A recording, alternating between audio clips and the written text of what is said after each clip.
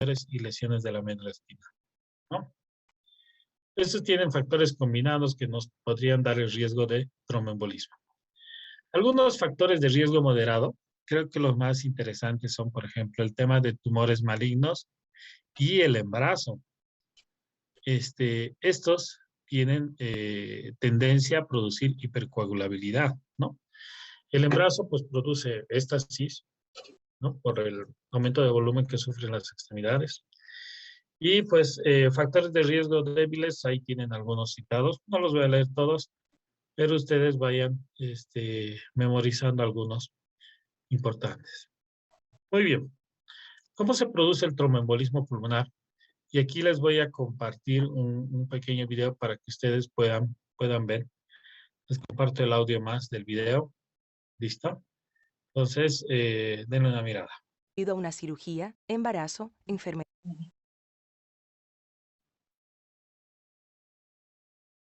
o viaje, puede estar en riesgo de desarrollar una trombosis venosa profunda o TVP, la cual es una afección en donde se forma un coágulo de sangre en una vena profunda del cuerpo, normalmente en las piernas. A diferencia de las arterias, que dependen del corazón para que haga circular sangre a través de ellas, las venas transportan sangre con la ayuda de contracciones musculares mientras uno se mueve o camina. Las venas también tienen válvulas que evitan que la sangre fluya en sentido contrario y se acumulen en los brazos y piernas. Cuando está inmóvil durante un periodo prolongado, la velocidad de su circulación venosa disminuye. Por consiguiente, los factores de coagulación de la sangre pueden provocar que la sangre lenta se junte, formando un coágulo de sangre o trombo. Esta afección se denomina trombosis venosa profunda o TVP. Los síntomas comunes de la TVP incluyen hinchazón de la pierna o de una vena de la pierna, dolor o sensibilidad en el área, incremento en la temperatura de la piel y piel roja o pálida.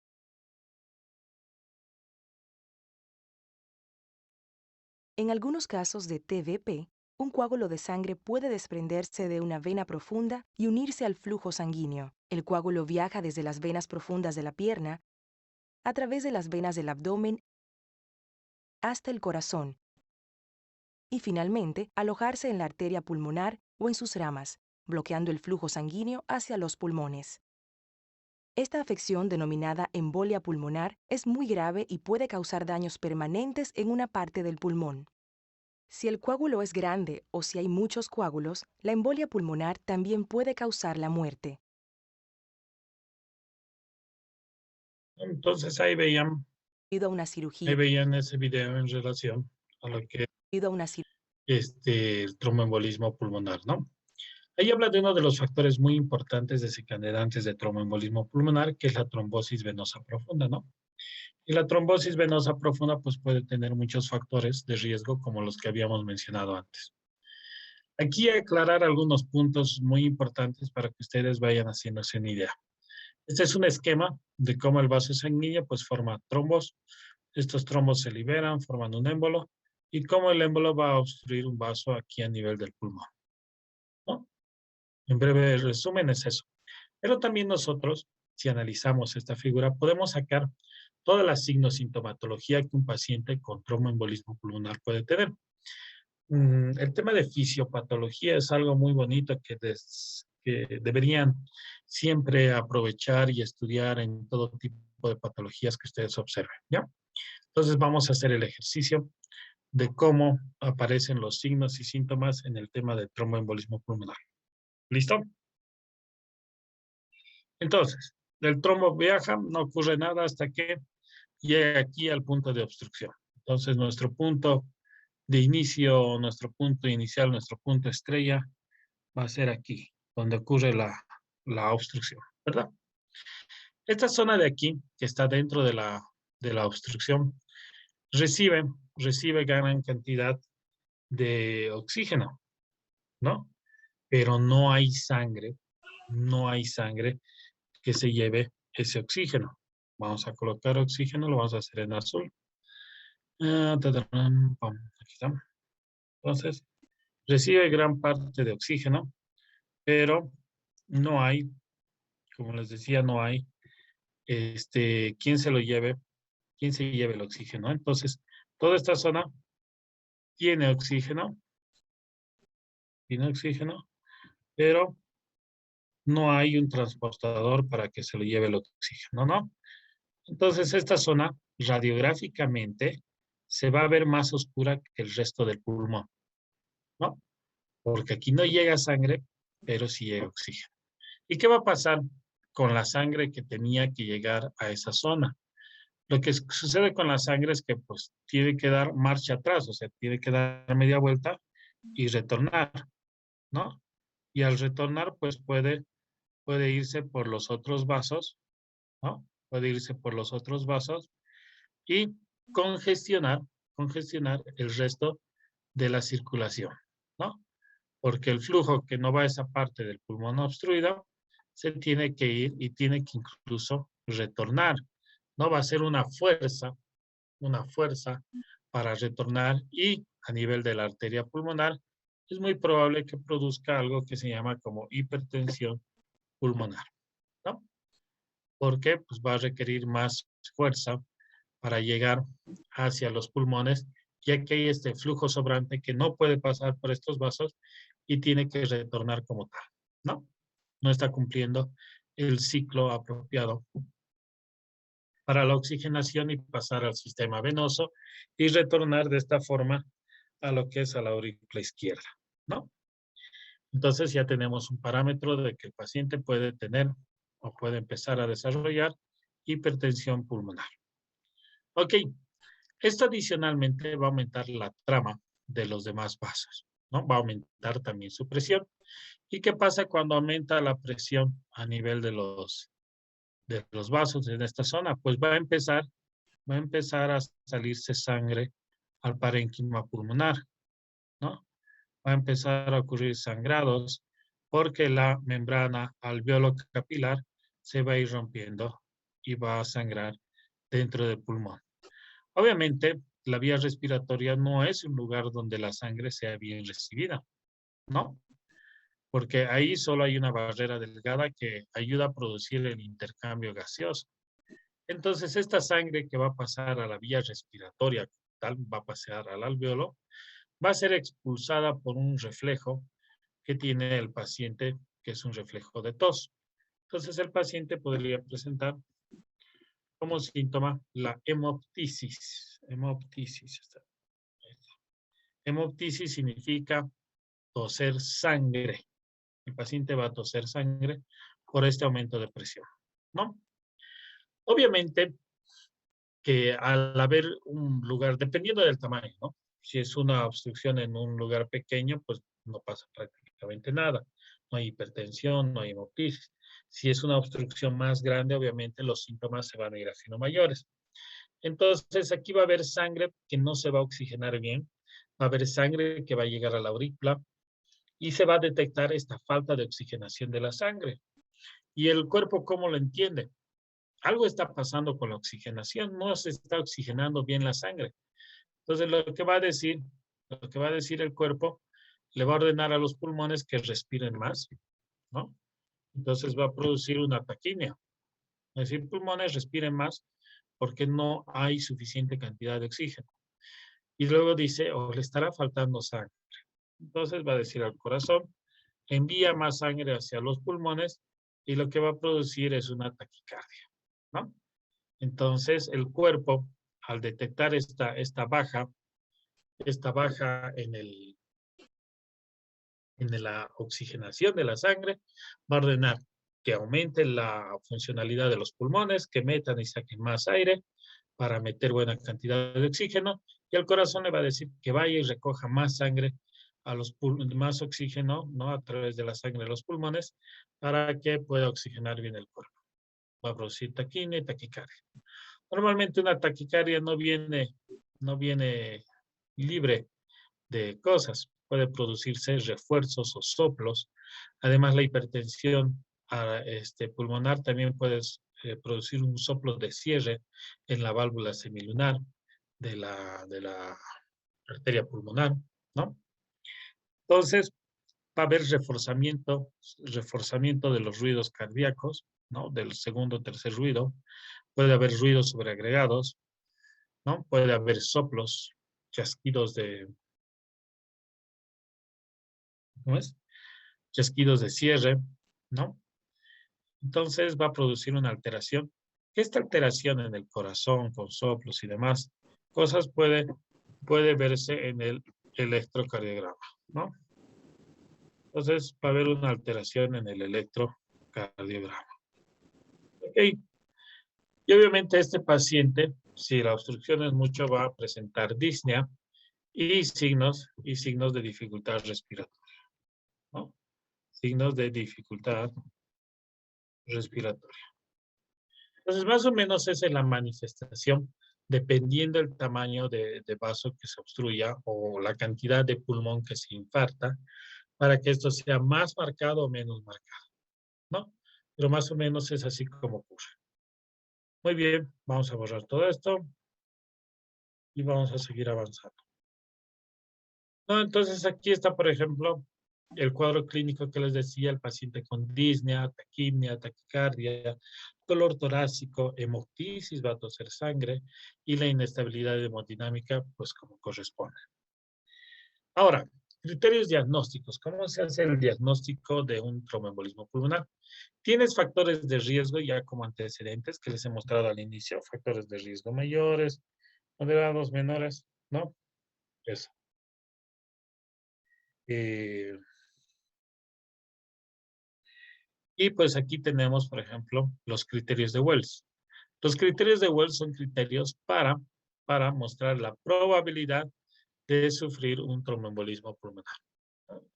Entonces tenemos criterios según puntaje, criterios clínicos de trombosis venosa profunda, otros diagnósticos menos probables, la taquicardia más de 100, la inmovilización antecedente, ¿no? De haber sido inmovilizado, tener una cirugía previa y demás. La cuestión es que se suman 3 puntajes, ¿no? Sumando estos criterios, sacas un puntaje y tienes que sumarlos y te va a dar la probabilidad en 3 rangos. Una probabilidad alta, moderada y baja, ¿no? Se arranca con la probabilidad baja. Si tenemos menos de 2 puntajes de estos criterios, menos de 2 puntos, entonces se aplican unos criterios adicionales que se llaman los criterios de PERC. Para estos criterios de PERC se deben cumplir sí o sí los 8 criterios. Aquí están 8 criterios de PERC. Si se cumplen los 8 criterios, ¿no? No se requieren más estudios, no tiene tromboembolismo pulmonar, ¿no? Edad menos de 50, frecuencia menos de 100, saturación más de 95, no hemoptisis, no uso de estrógenos. ¿Quiénes utilizan estrógenos? Los que llevan terapia anticonceptiva oral, ¿no? No antecedentes de trombosis venosa ni TEPS previos, no hay edemas en las extremidades y no tuvo cirugía, ¿no? En las últimas 4 semanas ni ningún tipo de inmovilización. Esos pacientes con un puntaje de 2 y los criterios de PER cumpliéndose, no tienen tromboembolismo pulmonar. En caso de que no se cumplan los criterios de PER, ¿no? Que el paciente tenga 50 años, ¿no? Y ya no se cumple un criterio. Entonces, el paciente puede pasar a una segunda etapa, que es donde se empieza cuando se habla de, por ejemplo, una probabilidad moderada, cuando el puntaje de estos suma entre 2 y 6. Entonces, ahí se hace la medición del dímero D. ¿Para qué sirve el dímero D? El dímero D sirve para descartar la enfermedad, pero no nos sirve para confirmar la enfermedad, ¿sí? Si un dímero D sale negativo, significa que el paciente no tiene tromboembolismo pulmonar. Si un dímero D sale positivo, el paciente podría, como no podría tener la enfermedad, ¿no? Entonces es un parámetro de descarte, no es de confirmación, ¿ya? ¿Por qué les digo eso? Hay estudios que verifican eso, les voy a mostrar solo uno. Por ejemplo, aquí está el rol del dímero D en el tema del tromboembolismo pulmonar. Y si ustedes leen, por ejemplo, aquí el resumen del estudio, dice, el tromboembolismo pulmonar es una patología frecuente con incidencia real, no bien conocida, porque tiene variabilidad clínica y dificultades para el diagnóstico, ¿no? Entonces dicen, varios estudios demostraron la utilidad clínica del dímero D, pero su valor predictivo positivo es bajo. ¿Qué significa valor predictivo positivo? Su capacidad de diagnosticar a pacientes positivos verdaderos es bajo, lo que obliga a realizar otras técnicas diagnósticas para determinarlo, ¿no? Aquí, por ejemplo, hicieron el estudio y obtuvieron como resultados, ¿dónde está la conclusión? Dijeron, el número D positivo no predijo el diagnóstico de tromboembolismo pulmonar, ¿no? Ellos hicieron otro estudio que es la gammagrafía, ventilación, perfusión para confirmar el diagnóstico, ¿no? Y aquí hablaban del uso ambulatorio de los anticoagulantes orales, que tuvo una relación significativa con el diagnóstico de TEP, ¿no?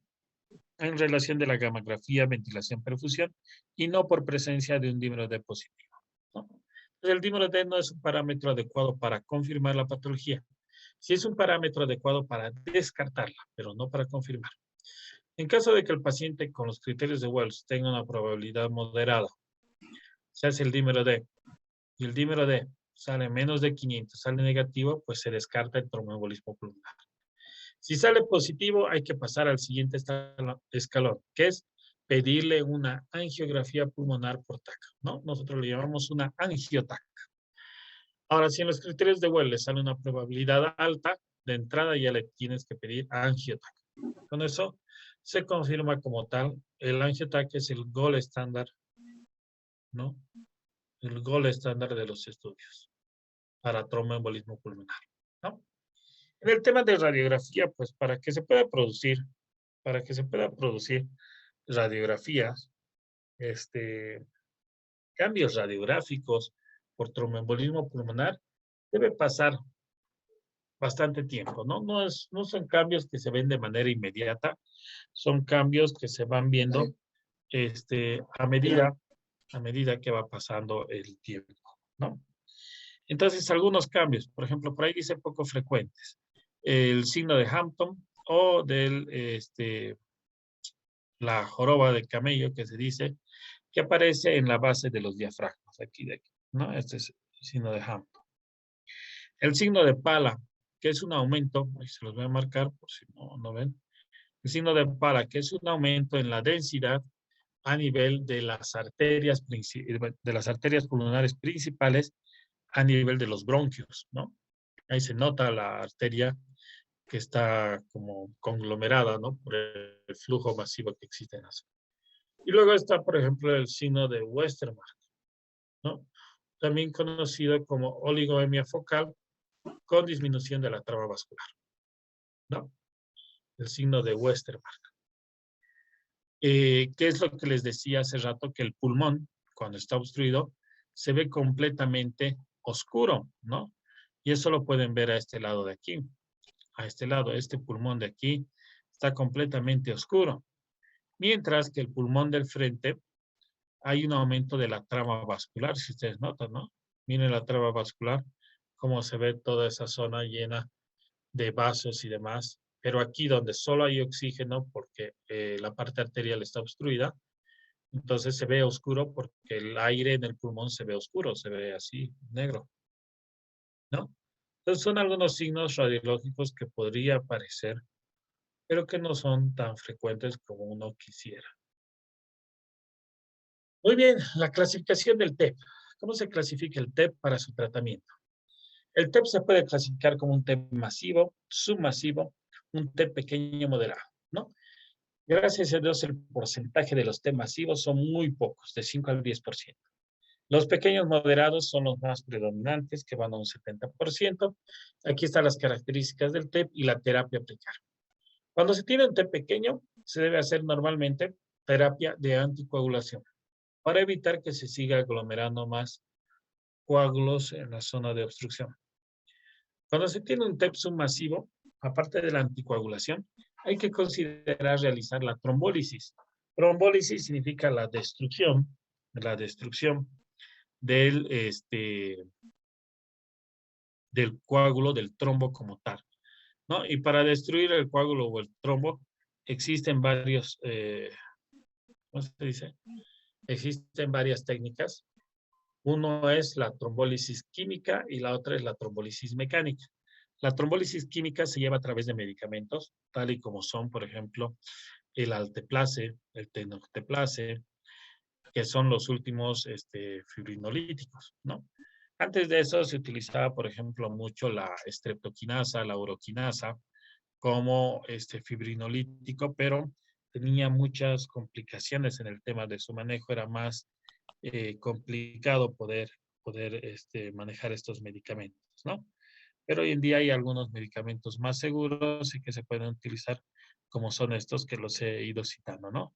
Y por último, en el tema masivo tenemos la anticoagulación para evitar más trombos coágulos y considerar la trombolisis mecánica. ¿Cómo es esto? Se hace a través de catéteres por los vasos, se llega a la zona de la obstrucción y se retira de manera mecánica estos coágulos, ¿no?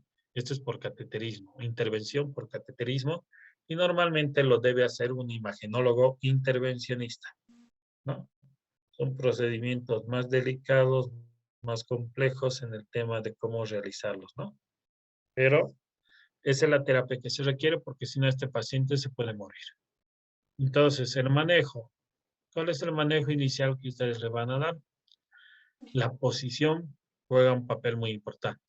A un paciente que está con dificultad respiratoria, pues no lo pueden echar completamente, ¿no? El paciente va a estar peor, le va a faltar aire y se puede descompensar. Entonces, la posición adecuada es una posición semifogle. Luego de eso tienen la oxigenoterapia, que es utilizar mascarillas con reservorio, un tubo endotraqueal para darle oxígeno al 100%, muy importante.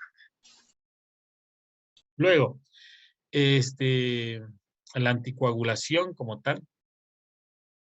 ¿Qué elementos pueden utilizar de anticoagulación? Hay varias tabletas, varios medicamentos. Una pregunta para ustedes. ¿Cómo controlan la anticoagulación? ¿Qué laboratorios piden? ¿Qué dicen, jóvenes? Hemograma completo, doctor. El hemograma completo. El hemograma te da un parámetro de que estás haciendo una buena anticoagulación. Doctor, ¿podría ser la protrombina? Ya, por ahí dice el tiempo de protrombina. Por 14, 20. ejemplo, para anticoagulación, uno de los medicamentos que damos bastante es la heparina. ¿Por qué? Porque la heparina se puede dar vía endovenosa y tiene una acción rápida. La heparina no fraccionada, la heparina sódica, es la que más hay en los centros hospitalarios, ¿sí? Aquí está cómo se administra, 80 unidades por kilo peso en un bolo y luego a 18 unidades kilo peso hora. Y la heparina de bajo peso molecular, así como la enoxaparina, es muy sencillo de dar. El paciente pesa 60 kilos, tú le das 60 miligramos cada 12 horas. El paciente pesa 70 kilos, le das 70 miligramos cada 12 horas, ¿no? Bastante sencillo. La heparina, ¿cómo se controla en el laboratorio de anticoagulación? Se hará por el tiempo de protrombina, ¿qué dicen? Sí, doctor. Por ahí Sí, dice doctor. que sí. ¿Sí? Pues no. El tiempo de protrombina, el INR, que alguna vez lo han debido escuchar, son laboratorios para controlar principalmente estos medicamentos que se llaman los dicumarínicos, ¿no? Dicumarínicos como ¿cómo se llama este? Ahorita se me ha ido el nombre. El que se utiliza más como anticoagulante. A ver, déjeme ver, voy a hacer. Dicumarínicos. Farina, doctor. No.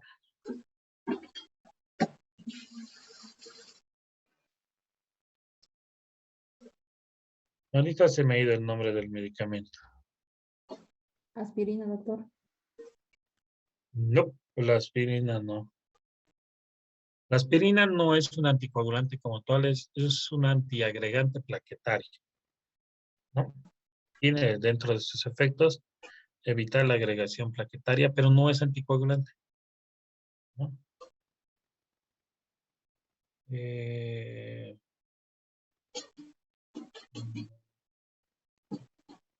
La warfarina, ¿ves? Ahí está.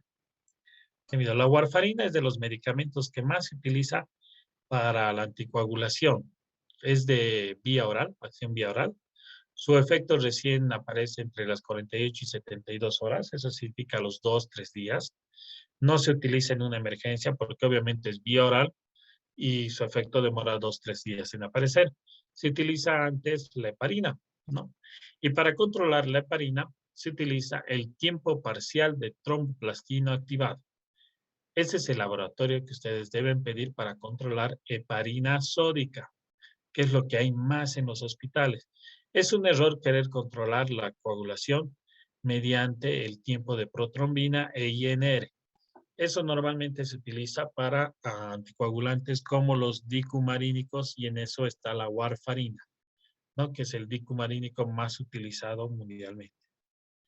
Entonces hay que saber esos pequeños detalles. Esa es una pregunta que quizás les hagan en su internado y pues cuidado les hagan caer porque es trampa. ¿Ok? No es el TP para la heparina. Y luego la fibrinólisis, como les decía, con medicamentos más avanzados que puede ser a través del alteplase. Antes se utilizaba la uroquinasa, streptoquinasa, pero hoy en día es la de la familia del alteplase, ¿no? Muy bien. Entonces eso. No sé si hay alguna pregunta en relación al tromboembolismo pulmonar, jóvenes. Sí, doctor, una consulta. Sí, Muy dime. aparte de que el TEP sea causado frecuentemente por la vena ilíaca externa, ¿qué otro vaso venoso nos podría causar el TEP, doctor? Normalmente no nos ocasiona la arteria ilíaca, o sea, la vena ilíaca es, normalmente son las venas de la extremidad inferior las que se dan lugar al tromboembolismo pulmonar. O sea, primero hay una trombosis venosa profunda y luego esta trombosis venosa profunda, estos trombos se liberan y producen émbolos, ¿no? Este, en las fracturas, sobre todo cuando son fracturas de regiones epifisarias, recuerden que la región epifisaria es de hueso esponjoso y tiene médula ósea roja, ¿no? La médula ósea roja es gran productora de células sanguíneas y si se lesiona esta región, pues es gran productora de trombos. Entonces estos trombos se van a meter a los vasos venosos, van a llegar al corazón y van a ser bombeados a los pulmones para tapar, ¿no? Entonces siempre el tema del tromboembolismo pulmonar se produce por un coágulo que se ha formado en la circulación general, ¿no? En el retorno venoso de la circulación general de cualquier vaso, ¿no? Es raro cuando se produce por una discinesia cardíaca, ¿no? Cuando el corazón tiene, no sé, un aneurisma en el ventrículo derecho, una alteración en el ritmo o zonas acinéticas en el ventrículo derecho, que podría llegar a formar trombos y viajar al pulmón, sí, es posible, pero no es lo más frecuente. Lo más frecuente es que sea el lado izquierdo del afectado, ¿no? El lado izquierdo del afectado y lo que produce no son tromboembolismos pulmonares, sino produce los infartos cerebrales, ¿no? Los famosos strokes, ¿cómo le llaman ahí? Accidentes cerebrovasculares isquémicos, ¿no? Entonces, eso es lo que produce normalmente las arritmias cardíacas, más del lado izquierdo que del lado derecho, ¿no? No sé si hay alguna otra pregunta. Sí, doctor. La warfarina, por ser un anticoagulante, ¿hay un tiempo límite para administrar o no? ¿A qué te refieres? ¿Tiempo límite para qué? Para, o sea, tiempo de uso, Sí, tiempo de qué. sí, un tiempo de uso por ser anticoagulante podría de alguna manera afectar al paciente. Por Mm, ahí. claro. Hay un grupo de patologías que se llaman las discrasias sanguíneas, ¿no? Las discrasias sanguíneas son patologías donde hay un sangrado excesivo, ¿no? De manera atraumática, o sea, sin necesidad de haber traumatismo, donde el paciente puede perder sangre por diversas vías, ¿no? Puede tener sangrados digestivos, puede tener sangrados por encías, a nivel de conjuntivas oculares, ¿no? Sangrados espontáneos. sí puede darse lugar. Entonces, pero para esto lo que hay que hacer es controlar muy bien, y en este caso para la warfarina hay que controlar muy bien lo que es el INR, ¿no? Un paciente anticoagulado adecuadamente debe tener un INR de 2.5. Lo normal del INR es de 1 a 1.15, ¿no? Entonces debe tener el doble para decir que está bien anticoagulado como tal. Esto se hace control laboratorialmente. La warfarina se toma en vía oral. Es un medicamento que se toma por mucho tiempo. Tiene sus propias indicaciones. Por ejemplo, cuando un paciente tiene una cirugía cardíaca, necesita warfarina de por vida, ¿no? Cuando le han puesto una nueva válvula, han hecho un recambio valvular, necesita warfarina de por vida. Cuando tiene algunos factores de riesgo, ¿no? Que pueden producir embolismo, necesita warfarina de por vida. Entonces, el tiempo de uso es indefinido, ¿no? Pero el control, el manejo que se lleva es a través del tiempo de protrombina y INR. Esto hay que mantenerlo en rangos para que no se nos pase la mano, ¿no? Como les digo, el rango para manejar el INR es de 2 a 2.5. Eso. Gracias. Doctor, ¿y puede repetir, por favor, el examen que se toma para la heparina, el laboratorio que se hace, que no alcanza a Heparina notar el nombre? es el tiempo de tromboplastina parcial activada. Así, en algunos laboratorios viene como A, viene minúscula A, T, T, P, y en otros laboratorios viene como el tiempo de tromboplastina parcial activada. Así, TTPA. Si está en inglés, va a venir así. Si está en español, va a venir así, ¿no? Entonces, tiempo de tromboplastina parcial activada. Así lo van a ver. Porque normalmente el otro laboratorio para warfarina es el TP e INR, ¿no? El tiempo de protrombina y el índice International Normalized Ratio. Sí, eso significa, ¿no?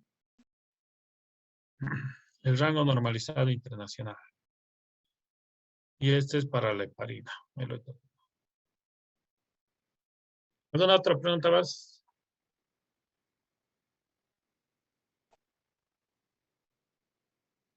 ¿Nada? Ya. Entonces ahora vamos a ir con el síndrome de embolia grasa. Este es un tema bastante sencillo. El tema del síndrome de embolia grasa, pues obviamente se da por incursión de gotas de grasa a la circulación que van a ir a producir obstrucción en los vasos, tal y como da la teoría de lo que es un émbolo, ¿no? Ahora, en relación a cómo se originan estos émbolos o cómo llegan a la circulación, hay muchas teorías. Está la teoría del choque y la coagulación, la teoría de la intravasación.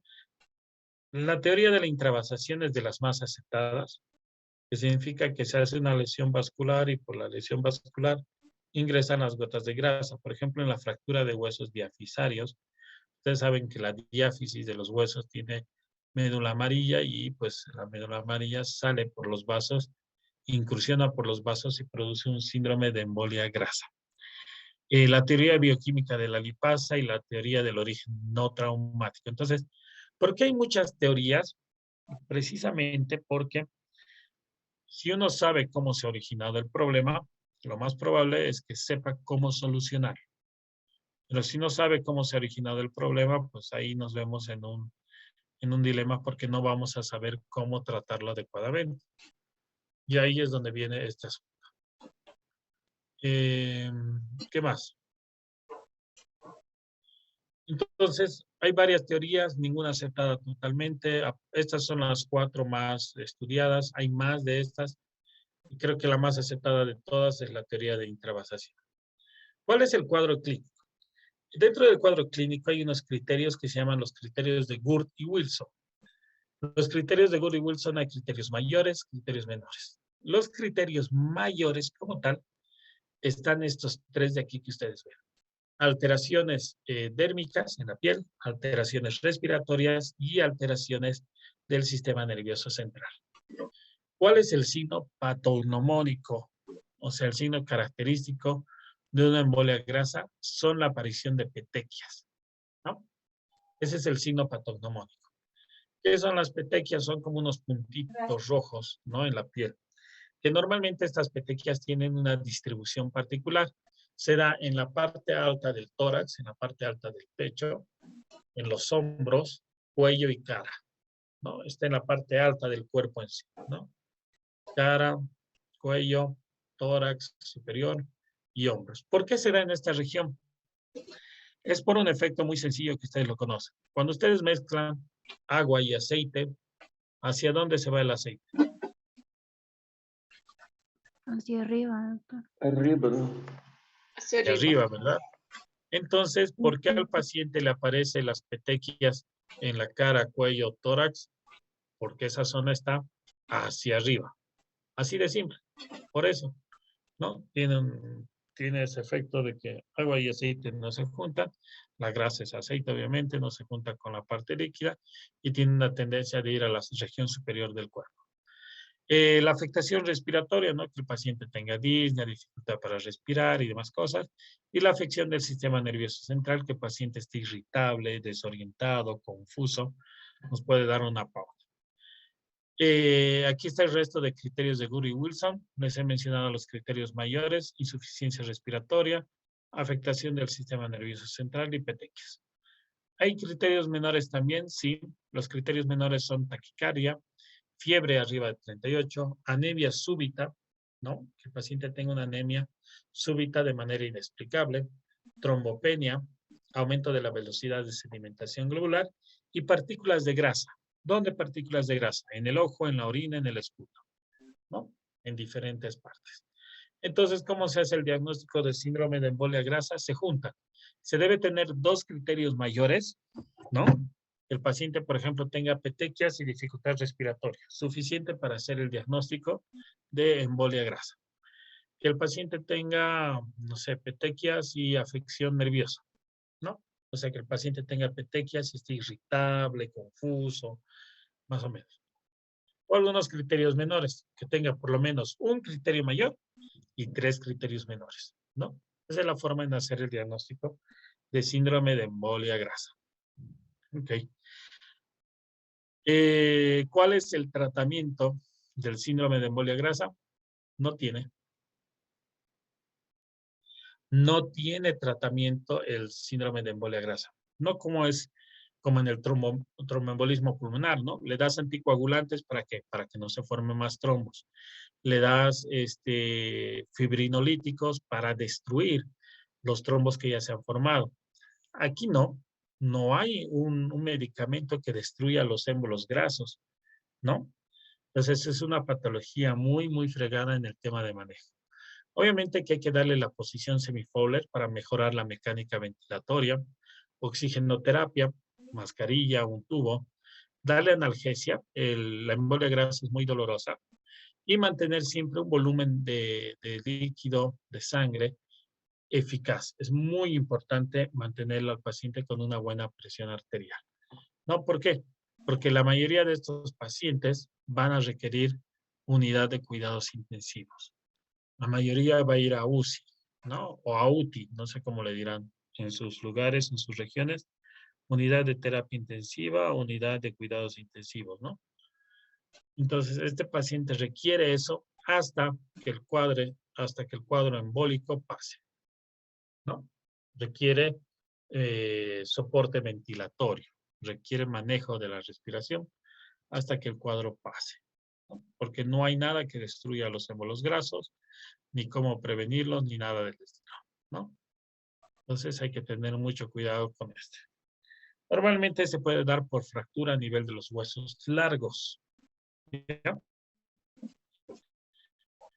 Fracturas a nivel de los huesos largos. ¿Qué más? Ese es el tema de síndrome de embolia grasa, ¿no? Es bastante sencillo. Es bastante sencillo. Bueno, con sus historias. No sé si tienen alguna pregunta, jóvenes, en relación a esto.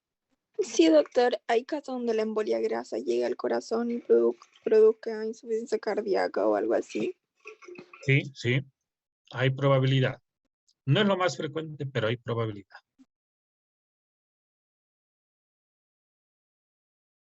El embolismo graso puede ir a cualquier parte del cuerpo, prácticamente, ¿no?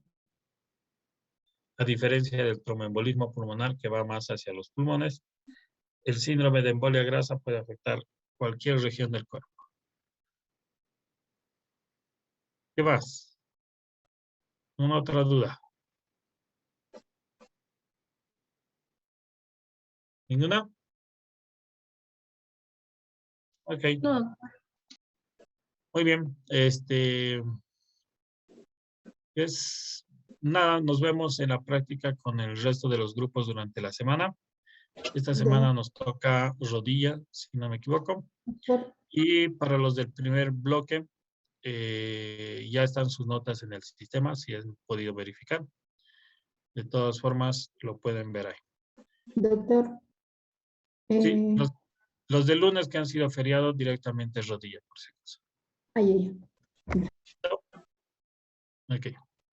Listo. Nos vemos, jóvenes. Que les vaya muy bien.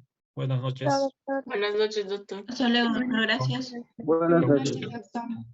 Hasta luego, doctor. Chao.